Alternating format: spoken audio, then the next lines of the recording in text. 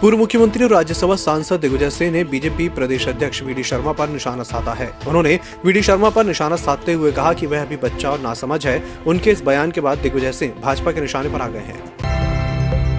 BJP प्रदेश अध्यक्ष we D Sharma को दिग्विजय सिंह द्वारा बच्चा और नासमझ बोलने पर वी डी शर्मा ने दिग्विजय सिंह को जवाब दिया है। उन्होंने कहा कि दिग्विजय सिंह ने गलत नहीं बोला है। उनके लिए मैं बच्चा ही हूँ। बचपन में बच्चा नासमझ होता है या 50 वर्ष के पार होने पर, लेकिन मेरी उम्र अभी 50 साल है, तो समझ जाएं बच्चा कौन है।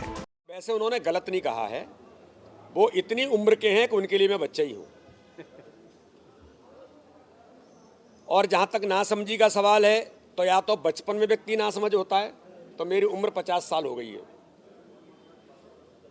या फिर जब उम्र ज़्यादा हो जाती है तब लोग नासमझ होते हैं। तो अब आप अंदाज लगा सकते हैं कि नासमझी किसकी है। इतना ही मैं कहना चाहता हूँ।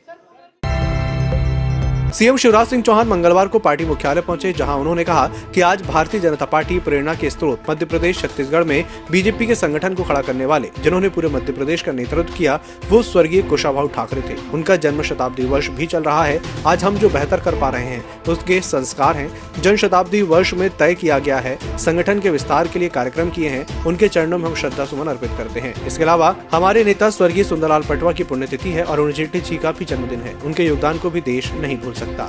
ऐसे श्रद्धेय कुशाभाऊ ठाकरे जी की पुण्यतिथि है। उनका जन्म शताब्दी वर्ष भी चल रहा है। श्रद्धेय ठाकरे जी संगठन के कुशल शिल्पी थे और उनका भाषण नहीं आचरण बोलता था। जीवन भर उन्होंने पहले संघ और फिर भारतीय जनसंघ, भारतीय जनता पार्टी के माध्यम से भारत माता के चरणों की सेवा की। और आज हम जो कुछ बेहतर कर पा रहे हैं उसका कारण श्रद्धेय कुशाभाऊ ठाकरे जी के दिए हुए संस्कार हैं। जन्म शताब्दी वर्ष में भी, क्योंकि तय किया है संगठन के विस्तार के लिए अनेकों कार्यक्रम हाथ में लिए हैं, वो हमारी प्रेरणा है। उनके चरणों में हम श्रद्धा के सुमन अर्पित करते हैं। वो सशरीर हमारे बीच नहीं है, लेकिन सदैव वो सूक्ष्म शरीर से हमें राह दिखाते हैं, हमें प्रेरणा देते हैं। ओबीसी आरक्षण पर सीएम शिवराज सिंह चौहान का बयान सामने आया है। उन्होंने कहा कि बीजेपी की नीति रीति है सबका साथ, सबका विकास, सबका विश्वास, सबका प्रयास और सामाजिक न्याय। समाज को साथ में लेकर आगे बढ़ते जाना है, इसलिए सामान्य वर्ग को 10% आरक्षण लागू किया, अनुसूचित जनजाति को लागू किया। की नीति रही है सबका साथ, सबका विकास, सबका विश्वास और सबका प्रयास। सामाजिक न्याय, सामाजिक समरसता के साथ सब समाज को लिए साथ में आगे है बढ़ते जाना।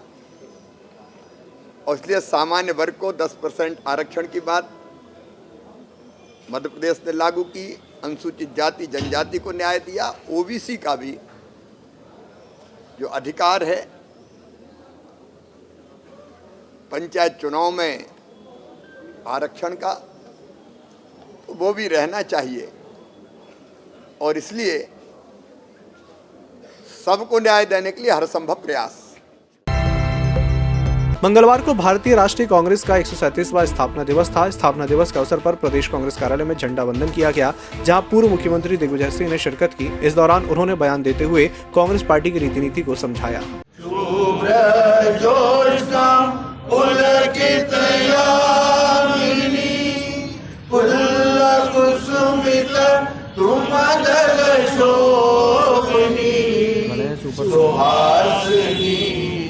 सुमधुर भाषिणी सुखदां वरदां मातरं वन्दे मातरं वन्दे मातरं। मध्य प्रदेश में अचानक से मौसम की रंगत बदल गई है। मौसम की रंगत बदलने से राजधानी भोपाल सहित आसपास के जिलों में सुबह के समय हल्की बारिश हुई और तेज हवाएं चलने लगी। मौसम विभाग के अनुसार पश्चिमी विक्षोभ के कारण मौसम की रंगत बदली है। मौसम विभाग ने अगले 24 घंटे में हल्की बारिश के साथ ओले गिरने की संभावना जताई है। 26 तारीख को जो पश्चिमी विक्षोभ आया था नॉर्थ वेस्ट इंडिया में, उसका प्रभाव कल रात से मध्य प्रदेश में भी दिखाई दे रहा है। उज्जैन, ग्वालियर, चंबल, भोपाल और सागर डिवीजन में कई जगह हल्की से मध्यम वर्षा हुई है और कहीं कहीं ओले की भी संभावना व्यक्त की जा रही है। अभी तक रिपोर्ट नहीं आया है, मगर और आगे अगले 24 घंटों में भी पूरे प्रदेश में हल्की से मध्यम वर्षा के साथ ओले गिरने की भी संभावना बनी हुई है और विशेषकर पूर्वी मध्य प्रदेश में ज़्यादा संभावना है। और भोपाल की बात करें तो भोपाल में भी ऐसे ही गरज चमक की स्थिति बन सकती है और हल्की से मध्यम वर्षा होने की संभावना है। मध्य प्रदेश में पिछले 24 घंटे में कोरोना के 42 नए मरीज मिले हैं। चिकित्सा शिक्षा मंत्री विश्वास सारंग ने बयान देते हुए कहा कि शासन द्वारा 60 से 70 हजार लोगों की रोज टेस्टिंग की जा रही है और कई लोगों की कॉन्टैक्ट ट्रेसिंग भी हो रही है। कल 42 केसेस आए हैं। हमारी हर स्थिति पर नज़र है। टेस्टिंग के मामले में माननीय मुख्यमंत्री जी का स्पष्ट निर्देश है कि कोरोना के समय, सेकेंड वेव के समय जितनी टेस्टिंग थी 60 से 70 हज़ार, वही हम रोज़ टेस्टिंग कर रहे हैं। कम से कम 30 लोगों की कॉन्टैक्ट ट्रेसिंग कर रहे हैं। आज माननीय मुख्यमंत्री जी ने 1 बजे जो माननीय प्रधानमंत्री जी का निर्देश आया है कि बच्चों को वैक्सीन लगनी है, उसको लेकर एक बैठक की है। आगे आने वाले समय में हम ये सुनिश्चित करेंगे कि हम जल्द से जल्द जो 15 से 18 वर्ष के बच्चे हैं उनको भी वैक्सीनेट कर सकें। हमारी सब व्यवस्थाएं चुस्त दुरुस्त हैं। पंचायत चुनाव में ओबीसी वर्ग को लेकर फंसे पेज पर कांग्रेस का बड़ा बयान सामने आया है। मध्य प्रदेश कांग्रेस कमेटी के प्रदेश प्रवक्ता फिरोज सिद्दीकी ने कहा कि मध्य प्रदेश में ओबीसी वर्ग के आरक्षण के बिना पंचायत चुनाव नहीं होने देंगे। अगर ऐसा होता है तो फिर कांग्रेस पार्टी विरोध प्रदर्शन करेगी। जो चुनाव थे वो असंवैधानिक थे। ये असंवैधानिक प्रक्रिया, नियम कानूनों का पालन नहीं हो रहा था। इसमें जो है भारतीय जनता पार्टी की सरकार की गलती है। ओबीसी आरक्षण के बिना चुनाव ना हो ये कांग्रेस कह चुकी है और ओबीसी आरक्षण के बगैर नहीं होना चाहिए। अब सरकार को उन लोगों को मुआवजा देना चाहिए जिन लोगों ने फार्म डाले हैं और अपना खर्चा किया है इस चुनाव को लेकर और चुनाव नहीं हो रहा है, तो ये ज़रूरी है कि सरकार अब उन लोगों को मुआवजा दे और जो असमंजस की स्थिति है उसको चुनाव आयोग को शीघ्र दूर करना चाहिए कि वे चुनाव करा रहे हैं या अथवा नहीं करा रहे हैं। ईएमएस टीवी के YouTube चैनल को सब्सक्राइब करें और बेल आइकन दबाएं। साथ ही ईएमएस न्यूज़ ऐप डाउनलोड करें।